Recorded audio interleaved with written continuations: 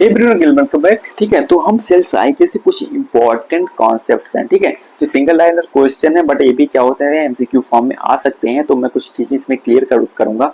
ठीक है, जो आपका सिंगल लाइनर क्वेश्चन है मैं ट्राई करूंगा कि इन सारे कॉन्सेप्ट में बहुत सारी चीजें क्लियर कर दूं आपकी। ठीक है, चलिए देर न करते फटाफट स्टार्ट कर लेते हैं। ठीक है, इसमें कुछ चीजें हैं ठीक है जो पिछले वीडियो में छूट गई थी, क्योंकि पिछला वीडियो बहुत ज्यादा लंबा हो गया था, इसलिए मैं नहीं चाहता था कि मतलब उसको और आगे कंटिन्यू करूं। ठीक है, तो यहाँ पे देखेंगे सबसे क्लिज्मा विजिबल। क्लिज्मा कहाँ पे दिखाई देता है? जनरली क्लिज्मा जो दिखाई देता है वो आपका प्रोफेज फर्स्ट में जो 5 स्टेजेस थी, लिप्टोटीन, जाइगोटीन, पैचिटीन और डिप्लोटीन डाइकाइनेसिस, तो वहाँ पे क्या होता है डिप्लोटीन जो स्टेज होती है वहाँ पे देखने को मिलता है जनरली। ठीक है, डिप्लोटीन स्टेज जो होती है वहाँ पे देखने को मिलेगी आपकी क्लिज्मा। ठीक है, विजिबल क्लिज्मा देखने को मिलेगी। इसके बाद क्या होता है रिडक्शनल डिवीजन। रिडक्शनल डिवीजन कहाँ देखने को मिलेगा? आपको देखने को मिलेगा मियोसिस में।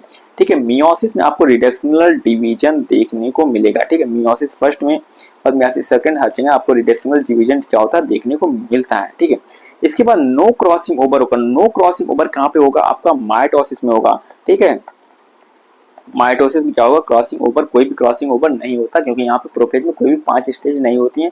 इसके बाद haploid cell form in haploid cell generally आपको कहाँ पे देखने को मिलेगी? मियोसिस में देखने को मिलेगी। ठीक है, मियोसिस में क्या होगा? आपका हैप्लॉइड सेल देखने को मिलेगी। ठीक है, इसके बाद क्या होगा? Spindle despair. स्पिंडल डिस्पेयर कहाँ पे हो जाते हैं? स्पिंडल डिस्पेयर जो होते हैं वो जनरली आपका क्या होता है टीलोफेज स्टेज में होते हैं। टीलोफेज स्टेज में क्या होते हैं? स्पिंडल फाइबर जो होते हैं डिसअपियर होना स्टार्ट हो जाते हैं। तो ये क्या होता है टीलोफेज स्टेज में क्या होता है स्पिंडल फाइबर डिसअपियर होना स्टार्ट हो जाते हैं। इसके बाद क्या मोस्ट कॉम्प्लेक्स फेज क्या होता है? मोस्ट कॉम्प्लेक्स जो फेज होता है आपको प्रोफेज फर्स्ट होता है। प्रोफेज फर्स्ट में क्योंकि 5 स्टेज होती हैं, लिप्टोटीन, जाइगोटीन, पैचिटीन, डिप्लोटीन और डायकाइनेसिस होते हैं, इसको बोलते हैं मोस्ट कॉम्प्लेक्स फेज बोलते हैं। ठीक है, तो यहाँ पे क्या होगा प्रोफेज फर्स्ट जो होगा वो क्या होगा? आपका मोस्ट कॉम्प्लेक्स फेज होगा। इसके बाद क्या होगा? क्रोमोसोम अलाइनमेंट इन मियोसिस फर्स्ट। मियोसिस फर्स्ट में क्रोमोसोम नंबर कहाँ पे अलाइनमेंट होते हैं? ठीक है, फर्स्ट में, तो मेटाफेज फर्स्ट में होते हैं। ठीक है, मेटाफेज फर्स्ट में क्या होते हैं? इक्वेटर पे आके अलाइन हो जाते हैं। ठीक है, इसके बाद cell cycle control by. Cell cycle को कौन कंट्रोल करता है? एक साइक्लिन नाम की प्रोटीन होती है जनरली, वो क्या करती है? कंट्रोल करती है सेल साइकिल को। जो साइक्लिन होती है प्रोटीन, अगर वो खत्म हो जाती है सेल डिवीजन वहीं पे रुक जाता है, अगर वो रहता सेल डिवीजन कंटिन्यूसली चलता रहता है, जनरली उसको ऑन या ऑफ सेल भी बोलते हैं। ठीक है, तो एक टाइप की क्या होती है सेल साइकिल, मतलब प्रोटीन होती है, इतना याद रखो, बाकी तुमको इससे ज्यादा जानने की जरूरत नहीं है। ठीक है, तो ये क्या होती है साइक्लिन। ठीक है, साइक्लिन जो होती है ये प्रोटीन होती है। इसके बाद क्या होता है जी नॉट फेज को क्या बोलते हैं? मोस्ट रेस्टिंग फेज होता है, यानी कि मेटाबॉलिकली बहुत ज्यादा एक्टिव फेज होता है, इसको क्या बोलते हैं? हम रेस्टिंग फेज बोलते हैं। रेस्टिंग फेज बोलते हैं इसको। ठीक है, इसके बाद क्या होता है जेनेटिक स्टेबिलिटी मेंटेन कहाँ पे रहती है? जेनेटिक स्टेबिलिटी जब आपकी मेंटेन रहती है, यानी कि वहां पे डिप्लॉयड सेल में, यानी कि आइडेंटिकल में मेंटेन रहती है, जो कि आपका होता है माइटोसिस में रहती है। ठीक है, मेंटेन रहती है। ठीक है, यहाँ पे जेनेटिक मटेरियल का कोई वेरिएशन देखने को नहीं मिलता सेल्स में। वेरिएशन कहाँ पे देखने को मिलेगा? वेरिएशन तो आपको मियोसिस में ही देखने को मिलेगी ना। ठीक है, आपको मियोसिस में क्या होगा? वेरिएशन देखने को मिलेगा। मियोसिस की स्पेलिंग भूल गया यार मैं, आई थिंक करेक्ट है मियोसिस। ठीक है, इसके बाद क्या है?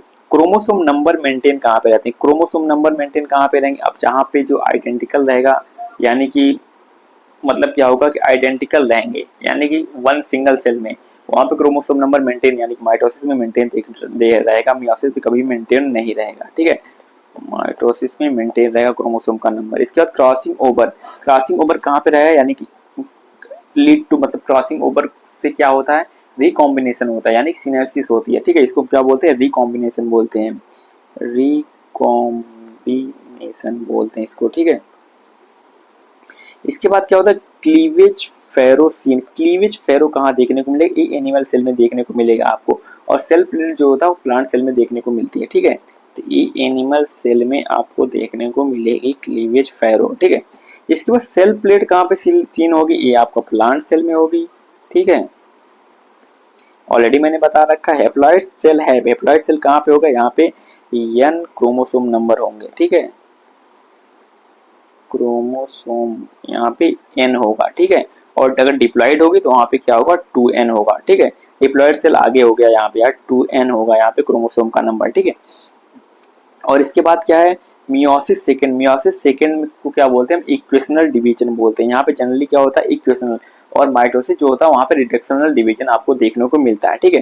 तो यहाँ पे क्या होगा इक्वेशनल डिवीजन, इक्वेशनल डिवीजन देखने को मिलेगा यहाँ पे, ठीक है। राइटिंग यार थोड़ी खराब है, बात क्या किया थोड़ा कुछ नया करने का ट्राई किया है, पता ना कैसा लगा, बाकी आगे कंटिन्यू करूंगा, ठीक है। इसके बाद क्या होता है मियोसिस फर्स्ट, ठीक है। मियोसिस फर्स्ट को क्या बोलते हैं हम, रिडक्शनल डिवीजन बोलते हैं, ठीक है। मियोसिस फर्स्ट को रिडक्शनल डिवीजन बोलते हैं और मियोसिस सेकेंड को इक्वेशनल डिवीजन हम बोल रहे हैं, ठीक है। इक्वेशनल डिवीजन बोल रहे हैं क्योंकि मियोसिस फर्स्ट होने के बाद सेल का जो नंबर होता है वो n हो जाता है, उसके बाद फिर क्या होती है जब मियोसिस सेकेंड होती है वो सेम लाइक माइटोसिस जो होती है, ठीक है। इसलिए हम उसको इक्वेशनल डिवीजन बोल रहे हैं। माइटोसिस फर्स्ट को मतलब मियोसिस सेकेंड को हम इक्वेशनल डिवीजन और मियोसिस फर्स्ट को हम रिडक्शनल डिवीजन बोलते हैं, ठीक है। रिडक्शनल डिवीजन, ठीक है, रिडक्शनल डिवीजन बोलते हैं, ये याद रखना तुम, ठीक है। इसके बाद डॉटर सेल आइडेंटिकल कहाँ देखने को मिलेगी, आपको मैंने ऑलरेडी बता दिया, माइटोसिस में देखने को मिलेगी। अब किस किस टाइप के क्वेश्चन आ सकते हैं इससे तुम एक पता लगा सकते हो जनरली, ठीक है। तो एक कुछ कॉन्सेप्ट थे मैंने क्लियर कर दिए हैं अब इसको भी, ठीक है। तो यहाँ पे आपका क्या होता है सेल साइकिल पूरी तरीके से क्या होती है कंप्लीट होती है, ठीक है। इसके बाद हम मिलेंगे आपको नेक्स्ट चैप्टर में, ठीक है, बहुत ही जल्द। कोई भी चीज़ अगर ना समझ में आई हो, ठीक है, तो कमेंट करके पूछ सकते हो मुझसे, ठीक है। बाकी थैंक यू, मिलते हैं बहुत जल्द नेक्स्ट वीडियो में।